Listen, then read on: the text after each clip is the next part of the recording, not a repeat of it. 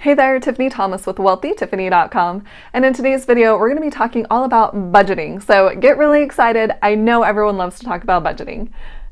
Okay, maybe they don't, but I'm going to make this video as painless as possible.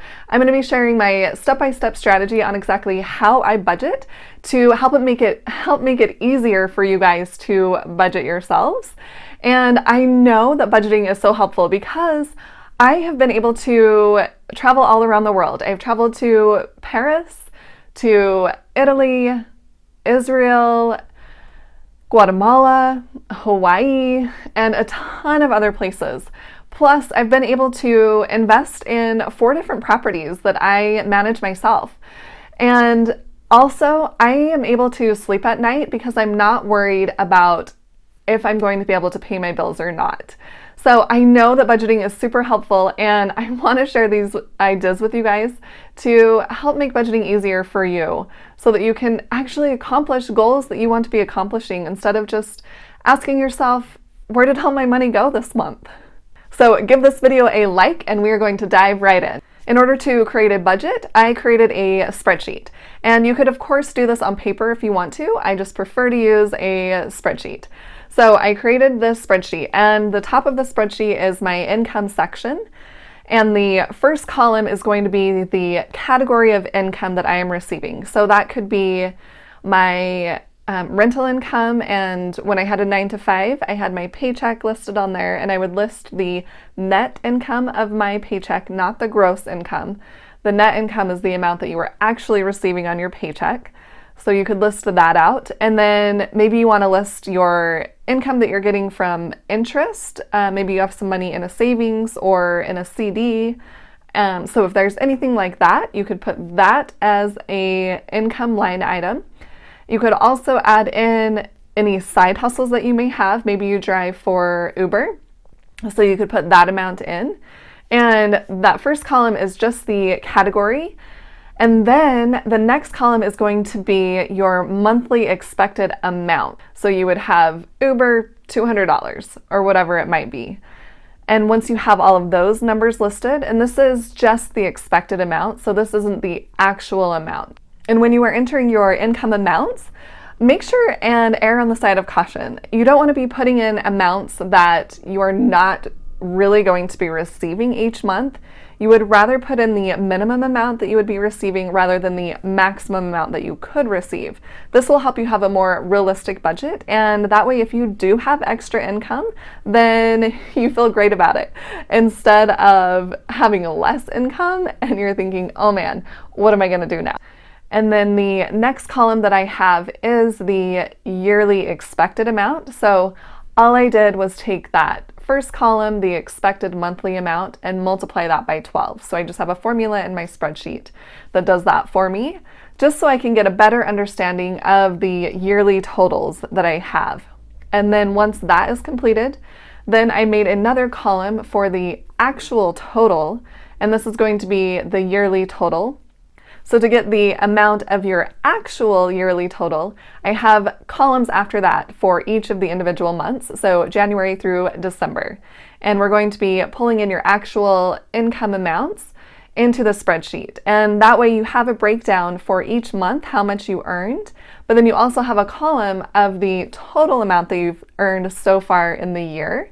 So you can compare that to your monthly expected amount and your yearly expected amount and see if you are on track or not and make adjustments, which we'll talk about a little bit later.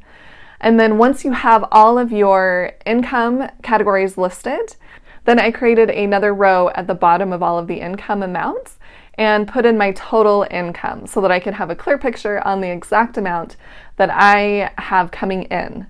And once the income section is complete, we're going to move to the expense section of the budget. And this is going to be all of your expenses. Makes sense, right? And we're going to do the same type of columns that we did for the income. So we're going to list out the category for each expense in the first column. And then the next column is going to be our monthly expected amount for those expenses. And then the next column is going to be the yearly expected amount, which we're just going to put in a formula and multiply that first column by 12 to get our annual expenses. And when you are listing out all of your expense amounts, you want to do the flip side of what we did with our income. So with our income, we put in the minimum possible that we could be making. And with the expenses, we want to put in the maximum expense that we could be paying. That way, when we pay less for our expense, we are going to be happy about that instead of being sad when we have to pay more. And then we will have our actual annual expenses in the next column. And then we'll have all of those months, January through December. And then once all of those are listed, at the bottom, you're going to have another line, another row for the total expense amount that you have. And the way that I like to enter in my expenses is by creating a row at the top of the expense section for something that I'm working toward. So this is paying myself first. I'm sure you guys have heard of this, not to pay yourself last, but to pay yourself first. And this is how I help myself do that. I actually add this into my budget. So I create a line item, and whatever goal I'm working on right then, that's what goes there. So if I'm working toward just funding an emergency fund, then I put in that line item and I say, okay, $200 toward emergency fund. And then once I have my full emergency fund funded, then I can pull that out and I can put in another goal that I'm working toward. Maybe I want to start funding some investment accounts, so I can put that line item in there. Or maybe I want to take another trip, so I want to save up for that. So I can put that line item in there. Whatever you're working toward, but that way you're paying yourself first, and it makes your budget really fun because you can see that you're actually working towards something you want to be working toward. You are accomplishing your goals. So put that line item first, and you can have more than one category if you want to. I just like to focus on one thing at a time. But that's what I like to put in first. And then I like to list the rest of my fixed expenses. So these are amounts that are not going to change month to month. For example, if you have a cell phone bill, then that is probably not going to change month to month. You probably pay the same amount every month. So you can put that in, and then maybe you have a mortgage that you're paying. So you can list mortgage as your next line item and put that amount in. So just go through and think about all of the different expenses that don't change month to month and list those first, because that's going to make it easier to get your budget going, because those are items that you already know. You already are expecting to pay those items. You know the exact amount. And then once you have all of those fixed expenses listed, you'll want to enter in your variable expenses. So this is an expense that would change from month to month. This could be things like groceries. Maybe you're going to stock up on some certain items one month, so your grocery bill will be higher that month, and then it will be lower next month. So it changes month to month, and this could be things like eating out, or maybe going to a movie or a play, some fun stuff that you like to go and do. So think about all of the variable expenses that you have. And you can look back at previous credit card statements or your debit card statements and see what expenses you have had in the past to give you a better idea on what your expenses are so that you don't forget anything. And one thing that I want to mention is don't forget about expenses that you only have once a year or maybe even twice a year. This could be maybe your car insurance. Maybe you pay that every 6 months, or maybe you have some subscriptions. Amazon Prime, anyone? I don't know.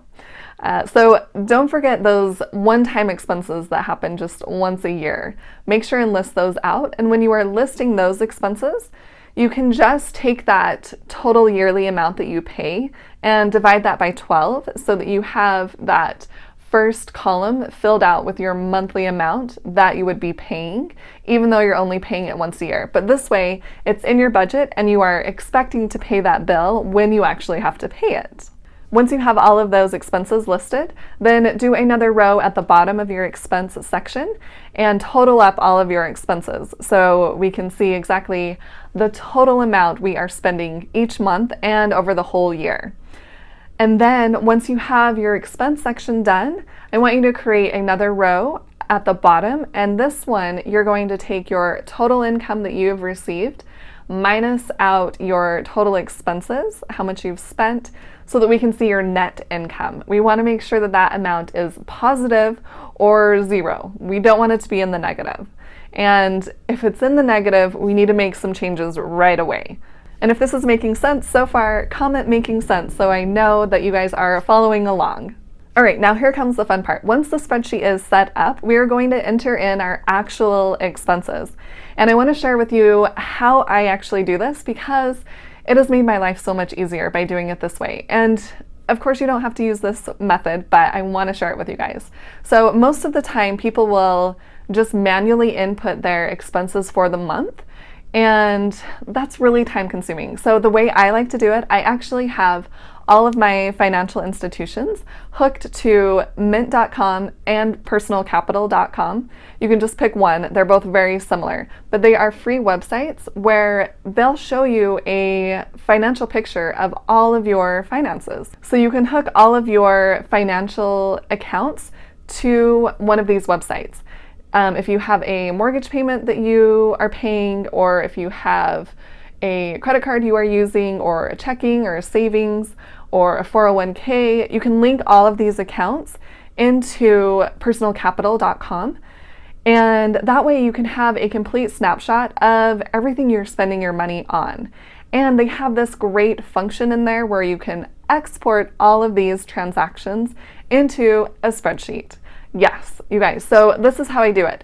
I log into my account and I will update my categories that they have listed in there for each of my expenses. So they'll do a default category like mortgage.